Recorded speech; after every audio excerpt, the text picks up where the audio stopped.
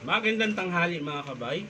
So araw po ng Lunes ngayon ay sana po ay nasa mabuting kalagayan po tayo lahat. So ayan mga kabay, meron po akong approve dito. 39462. Tama, 39462. Ang model nito mga kabay, dito 5899, 10 kilos na jackhammer non-DeWalt. So ang papalitan natin mga kabay, ito, handle side. Ayan, dahil ginawan lang nila ng paraan yung handle nila, ayan. So okay naman siya, pero syempre alog-alog tsaka masakit sa kamay. Kaya pinalitan ko. Syempre yung handle mismo, ayan, basag din po yun. Gear case cover, motor cover, ayan. Tapos switch, dalawang o-ring para doon sa piston tsaka striker. Tapos carbon brass, ito po yung carbon brass. Tapos screw, 12 piraso na screw mga kabay, dahil kulang-kulang na po yung screw niya. At syempre yung armature. So ito po yung armature mga kabay, yan. Yan po yung bagong armature niya. Yan.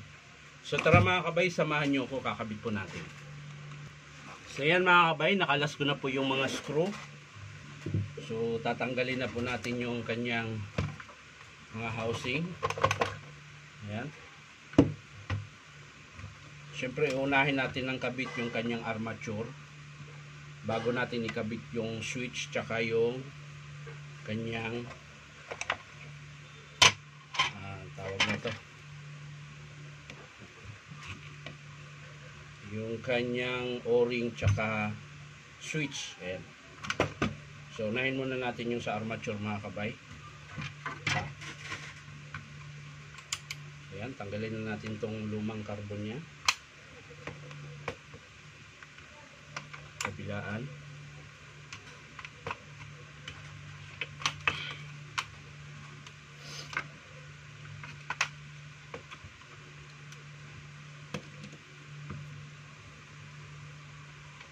Siyempre yung kanyang wire. Ayan. Para mabunot po natin yung brush holder. So ito yung brush holder niya mga kabay. So ito yung armature papalitan natin.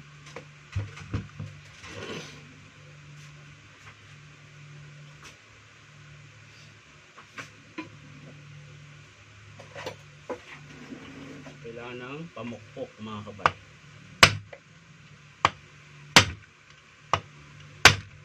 Para po makalas yung armature. Yan.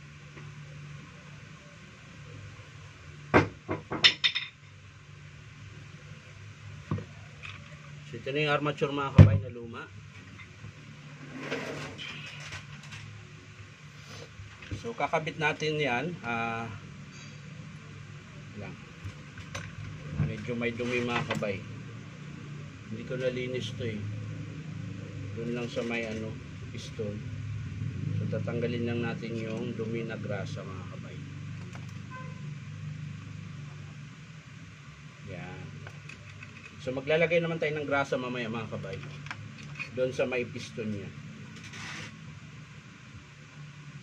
So okay na yun mga kabay. Ayan.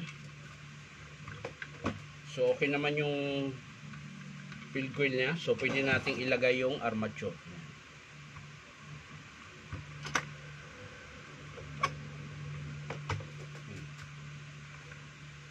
Tubigin. So ayan mga kabay, kakabit na po natin yung armature. Pero bago yan mga kabay, bago nyo siya dahan-dahanin pagpukpok, kung wala naman kayong pang press, pwede nyong ilagay yung tulad nito. Ayan. Halimbawa, kung wala kayong pang press mga kabay, ito, lalagyan nyo yung screw nya. Ito. Halimbawa, tinanggal natin.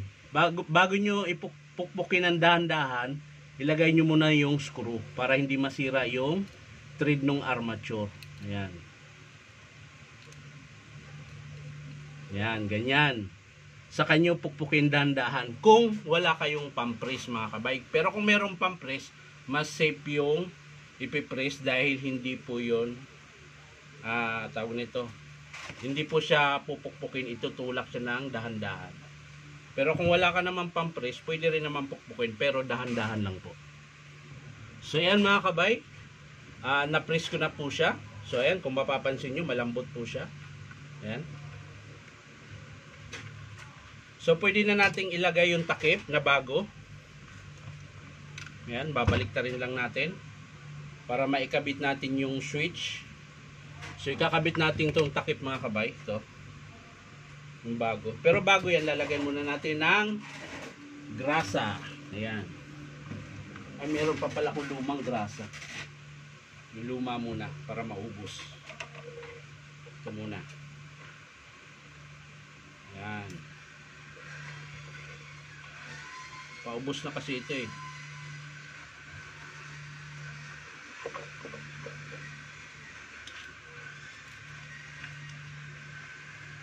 Ayan. So okay na yun mga kabay. Kakalat na yun dyan pag umikot. Tapos syempre yung kanyang seal. Ayan.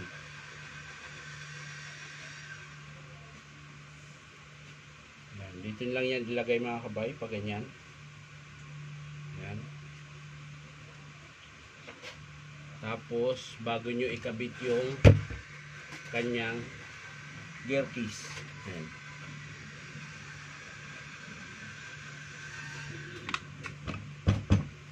So ayan. So yung bagong screw na gagamitin natin mga kabay.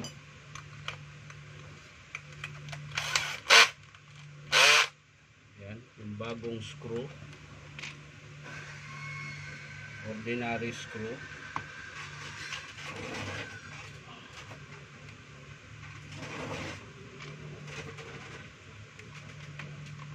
Ayan. Iigpitan na po natin.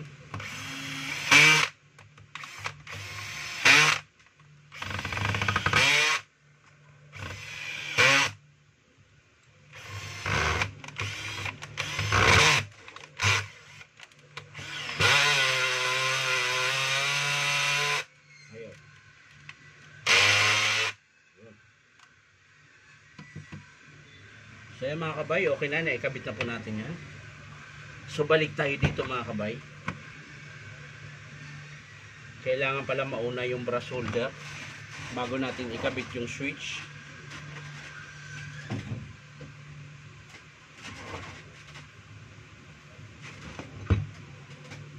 So dito muna tayo sa brass holder mga kabay. Ayan. Tanggalin lang natin yung lumang carbon. At syempre yung sleeve, huwag kalimutan. Sleeve tsaka bearing.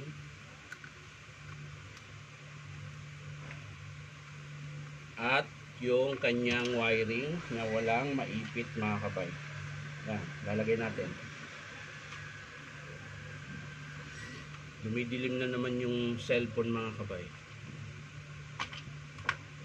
Baka nagpapahiwatig na yung cellphone kung magre-retero na.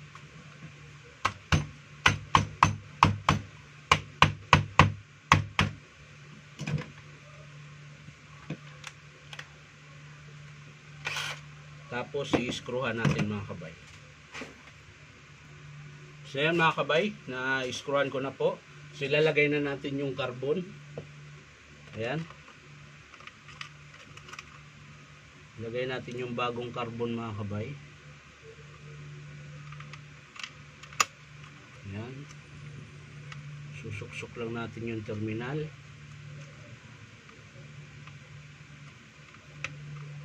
Ayan, okay na. So sa kabila rin mga kabay, ganun din.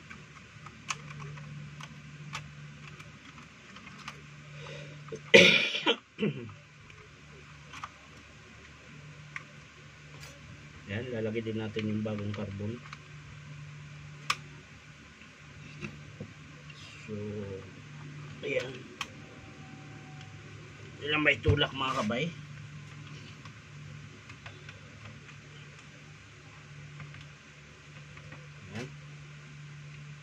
Siyempre yung terminal ayusin natin.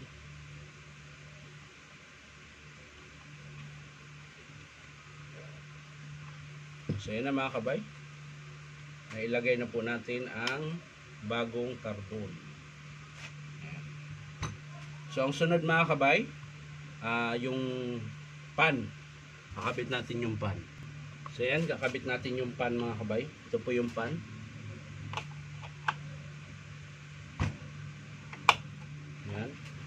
yung screw. Higpitan lang natin.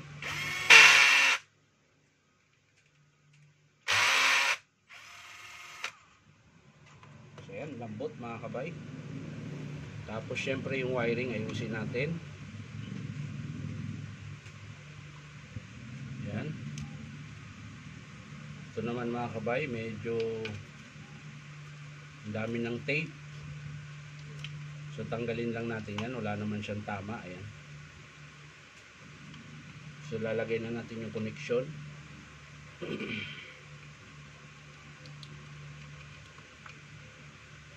Ayan.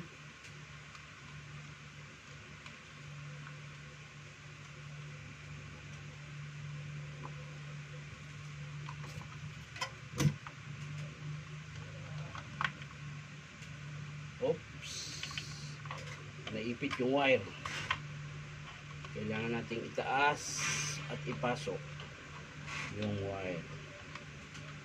So yan mga kabay, ayos na. So okay na siya mga kabay. Lalagyan na natin yung takip ng motor cover. Dahil nailagay na po natin yung carbon, pan, okay na. Yung wiring, ayos na. So tatakpan natin. Yan, yung bagong screw na rin gagamitin natin.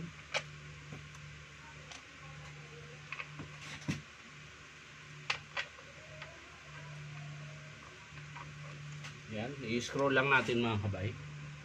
So ayan mga kabay, kakabit ko na po yung screw.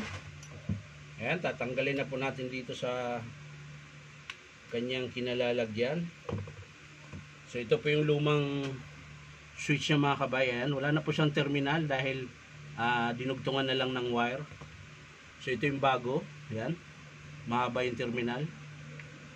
So ayan mga kabay, susuksok na natin. Ayan.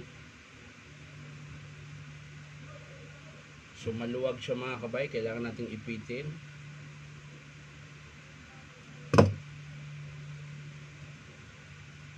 Ayan. So sa kabila medyo okay lang, pero ipitin natin konti. Maluwag talaga. Putol na pala ito mga kabay. So yung kabila mga kabay, hinangin natin dahil medyo maiksi na po yung terminal niya, yung sa wire na nakakabit. So kailangan nating hinangin para sigurado tayong hindi siya matanggal. So hinangin lang natin mga kabay. So yan mga kabay, nahinang ko na po siya. So ilalagay na natin yung plug niya mga kabay. Ayan. Yung wire pala, hindi plug. Ayan, tapos hihigpitan po natin para maisalansan na po natin yung maikabit na natin yung switch. Ayan. So higpitan lang natin maigi mga kabay para hindi siya mabunot.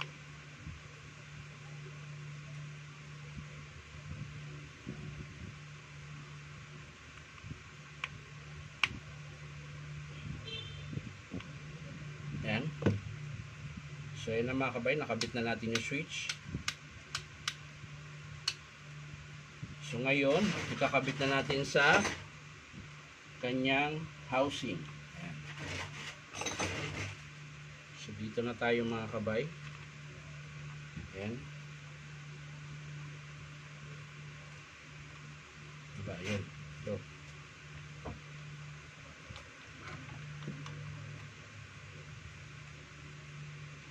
kailangan sakto-sakto. Ayan. Sasalansan lang po natin. So ayan na mga kabay, nakabit ko na po yung switch. Ayan, nakaporma na. So ikakabit na lang natin yung handle at yung handle side at syempre yung dalawang o-ring.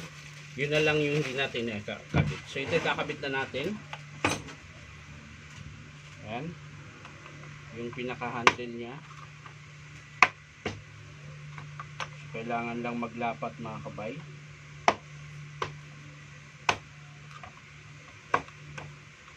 Yan, ayusin lang natin mga kabay. So ayan mga kabay, nalagay na natin yung motor cover, handle, tsaka yung kanyang gear case cover at yung switch. So okay na yan mga kabay. So ang ilalagay na lang natin na last ay yung dalawang o-ring. So bubuksan pa po natin ito. Yung ito. Bubuksan natin para mailagay natin yung dalawang o-ring. So ayan mga kabay, nabuksan ko na po yung 4 na screw. So tatanggalin na lang natin dito. Ayan. Isikwatin lang natin mga kabay. So ayan. Ito po yung pagkakabitan natin ng o-ring. So iangat lang po natin ito.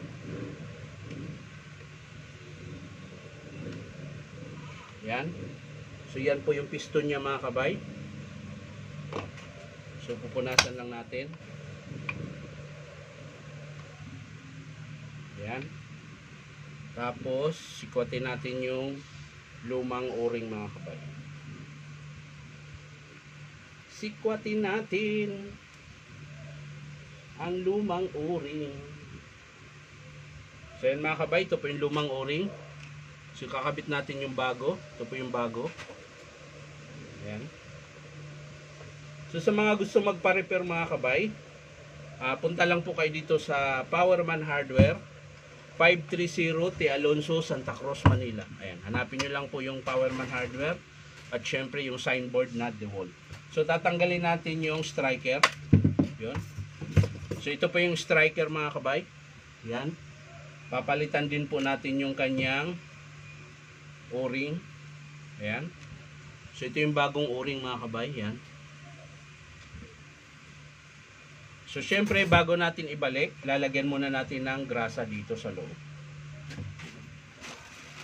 So ito ng bagong grasa na nabili ko nung Sabado. Ayan. So yun na po yung ilalagay natin dito. Ayan. Konti lang naman mga kabay, siguro mga 1 kutsara. Ayan. Tapos bago nyo ilagay yung striker. So yung striker mga kabay, kung saan yung parang may bilog, ibig sabihin yun po yung tinatamaan ng bala. So ang forma niyan mga kabay ay paganyan. Yan. Lagyan natin ng grasa. Yan.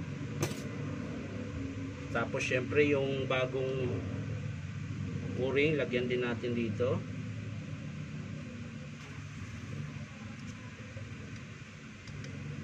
Yan, naglaglagan na dahil sa sobrang labnaw. Nilagyan ko pala yan ng langis mga kabay para lumabnaw po yung hindi siya malapot yung grasa. Yan. Lalagyan po natin yung langis.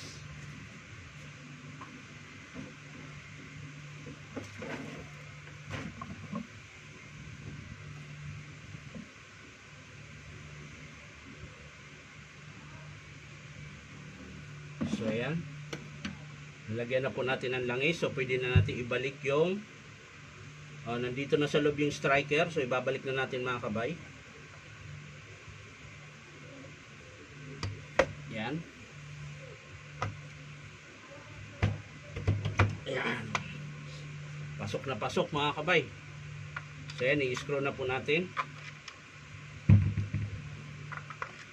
para matapos na po tayo at mahaba na po yung video natin. Kumukurap-kurap na yung cellphone ko.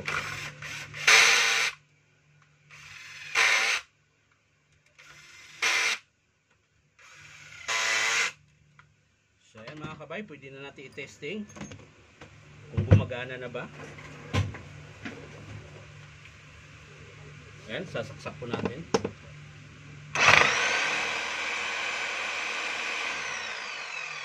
So ang last natin ilalagay yung side handle. Yan.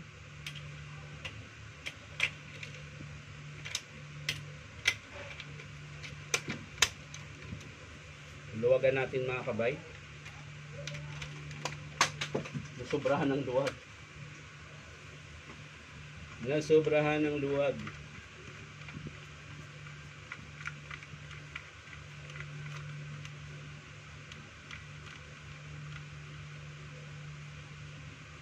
Yan. Lagay natin yung bala. So pag gumagamit kayo ng bala mga kabay, kailangan laging may grasa yung pinakapuno ng bala. Yan, dapat po nilalagyan nyo po ito dito para po yung halimbawa pag nagtibag kayo, yung alikabok hindi po papasok doon sa kanyang striker. Yan. Maiipon lang po dito. Kaya po kailangan lagi nyo itong nililinis. Yan. Bago nyo ilagay yung bala nyo. Yan. So na mga kabay, testing natin ulit.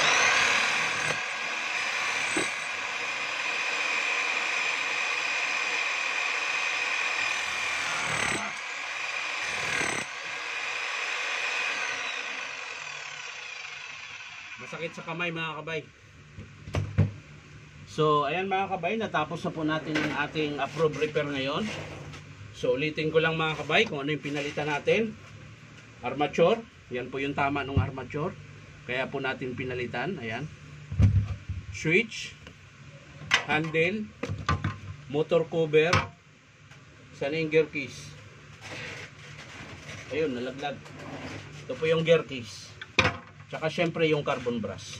So yan lang mga kabay, maraming salamat ulit sa panunood at palike and share na rin po. At syempre po, baka naman pwede makahingi sa inyo na isang subscribe. So maraming salamat ulit mga kabay. Bye bye!